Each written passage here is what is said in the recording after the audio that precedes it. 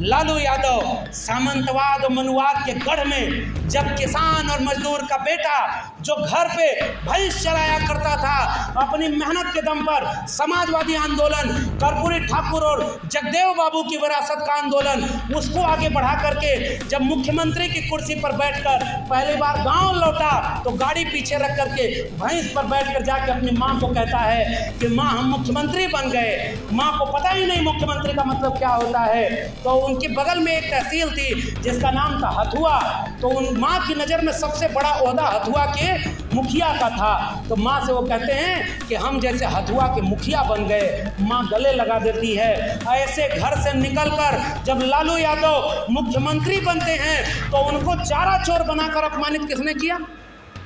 इस बात को क्या देश के लोगों को पूछना नहीं चाहिए?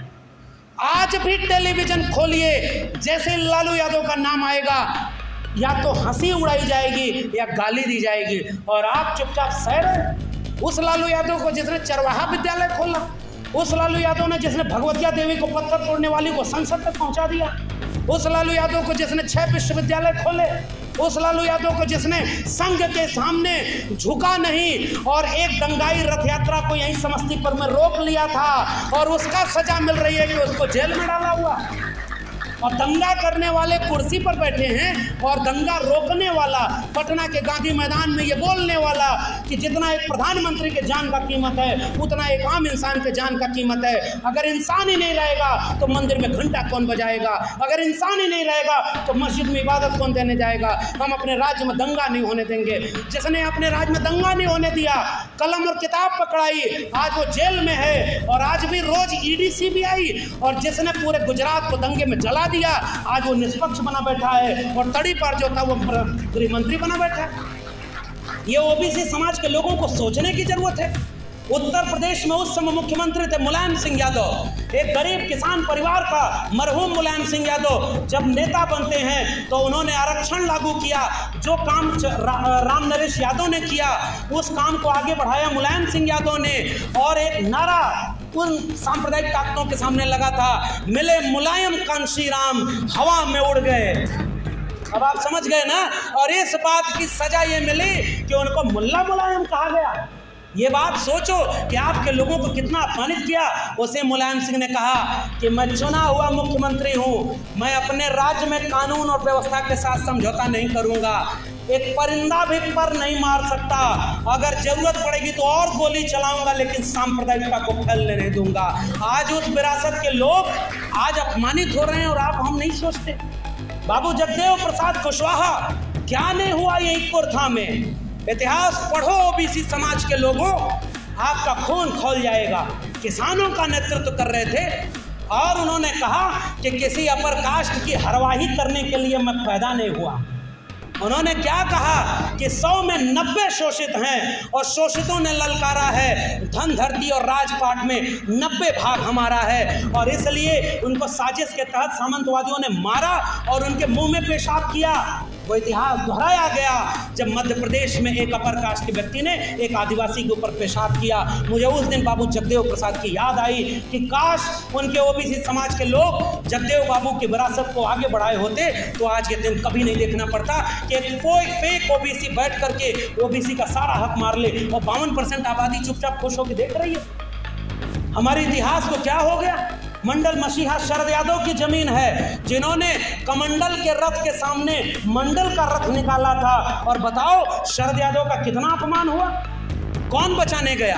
और आज अब आखिरी बात कहने जा रहा हूँ, केवल अपमान कर्पूरी ठाकुर और जगदेव बाबू का नहीं हुआ, केवल अपमान ज्योतिबा फुले और अंबेडकर का नहीं हुआ, केवल अपमान बीपी मंडल का नहीं हुआ, केवल अपमान मुलायम और लालू का नहीं हुआ।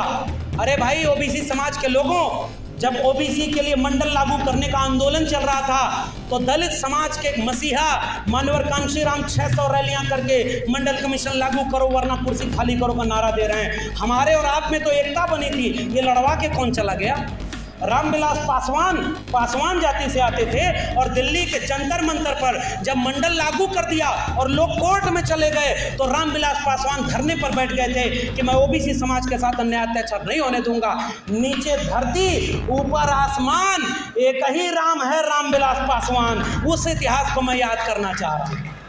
रामविलास पासवान ने एक जगह कहा था, बाकी लोग बाद में राम लगाते थे, मेरे नाम के आगे राम है, और सांप्रदायिकता की आग में कभी वो आगे नहीं हुए।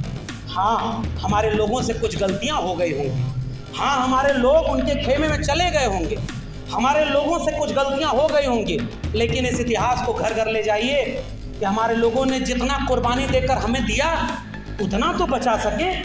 अगर 25 साल बाद ऐसा ही रहा और 24 में वो जीत गए, सबसे ज़्यादा अन्याय इस देश के ओबीसी के साथ होगा, याद रखिए। सबसे ज़्यादा अन्याय। आरक्षण आपका लागू हुआ 92 में सरकारी नौकरी में, और वो लेटरल एंट्री ले आया, और ओबीसी प्रधानमंत्री होने के बाद 340 लोग लेटरल एंट्री से सीधे ज्वाइंट सेक्रेटरी बन गए हैं, उसमें एक भी SC ST OBC नहीं है। तो इसका मतलब जब संविधान बदला जाएगा ना, तो कौन सा राज होगा, ये लेटरल एंट्री से आप समझ लीजिए। EWS की मेरिट SC और OBC से भी नीचे जा रही है। कल तक जो मेरिट का दुहाई देते थे वो EWS के नाम पर मलाई खा रहे हैं, और आप चुपचाप देख रहे हैं। एक भी वैकेंसी इस देश में नहीं है। BHU के हॉस्टल में OBC को आरक्षण नहीं मिल रहा, दिल्ली विश्वविद्यालय JNU में OBC को बैकलॉग नहीं मिल रहा, और OBC कहाँ खुश है, कांवड़ ले जाने में, घंटा बजाने में। अरे भैया, मैं नहीं कहूँगा कि तुम कांवड़ ले जाओ या घंटा बजाओ, खूब पूजा करो, लेकिन उस मंदिर का क्लेम तो करो। श्री कृष्ण आस्था मंच वाले एक पैगाम और देकर जा रहा हूँ, कृष्ण को अपना मानते हो, एक आंदोलन अंदर अंदर ये चलाओ, पूरे देश में दुनिया में जितना कृष्ण का मंदिर है उसका पुजारी कौन होना चाहिए।